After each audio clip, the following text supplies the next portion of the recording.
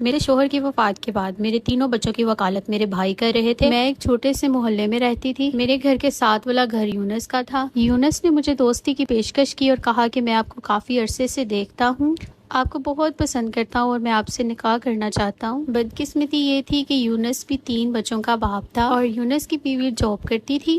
ہم دونوں کے نمبر ایکسچینج ہوئے اور بات چیت شروع ہو گئی۔ میں نے یونس کے ساتھ یہ شرط رکھی کہ تم سب سے پہلے میرے ساتھ نکاح کرو، باقی چیزیں اس کے بعد ہوں گی۔ یونس نے مجھ سے کہا کہ شادی تو ہم نے کر ہی لینی ہے، نکاح بھی ہم نے کر ہی لینا ہے، آپ فی الحال میرے ساتھ دوستی تو رکھیں۔ ایک ہی محلہ تھا اور گھر کے ساتھ گھر تھا، تو یونس اکثر رات کو چھت پھیلان کر میرے گھر آ جاتا تھا اور مجھ سے کہتا ہے کہ تم میرے ساتھ فزیکل ریلیشن بناؤ، شادی تو ہم لوگوں نے کر ہی لینی ہے، اس میں کوئی حرج نہیں ہے۔ میں نے اسے کہا کہ تم ایسی باتیں نہ میرے ساتھ کرو، نہ ہی میں نے تمہاری باتوں میں آنا ہے، پہلے میرے ساتھ نکاح کرو، اس کے بعد باقی سب کچھ۔ اسی طرح یونس 8 مہینے تک میرے ساتھ فزیکل ریلیشن میں رہا اور جب بھی میں نکاح کی بات کرتی تھی تو وہ میرے ساتھ ٹال مٹول کر دیتا تھا۔ یونس کی بیوی جاب کرتی تھی، اکثر جب وہ ڈے کے ٹائم جاب پر ہوتی تھی یونس تب بھی آ جاتا تھا اور رات کو تو وہ اکثر روزانہ آتا تھا۔ میرا یونس کے ساتھ کافی حد تک جھگڑا بڑھتا ہی جا رہا تھا کیونکہ میں اسے کہتی تھی میرے ساتھ نکاح کرو۔ ایک دن یونس کا بڑا بھائی گھر آیا اور آ کر کہتا ہے کہ کیا تم میرے بھائی کو تنگ کر رہی ہو کہ مجھ سے نکاح کرو، اس نے تمہارے ساتھ نکاح نہیں کرنا اور تمہارے ساتھ جو ہو رہا ہے یہی چلتا رہے گا۔ ابھی تو صرف یونس تمہارے ساتھ یہ کر رہا ہے، اگر میں بھی تمہارے ساتھ یہ سب کچھ کر لوں نا تو تم میرا کچھ بگاڑ نہیں سکتی۔ اس بات پر ہماری بحث ہوئی اور اس کے بھائی نے مجھ پر تشدد کرنا شروع کر دیا۔ میں نے 15 پر کال کر پولیس کو بلا لیا۔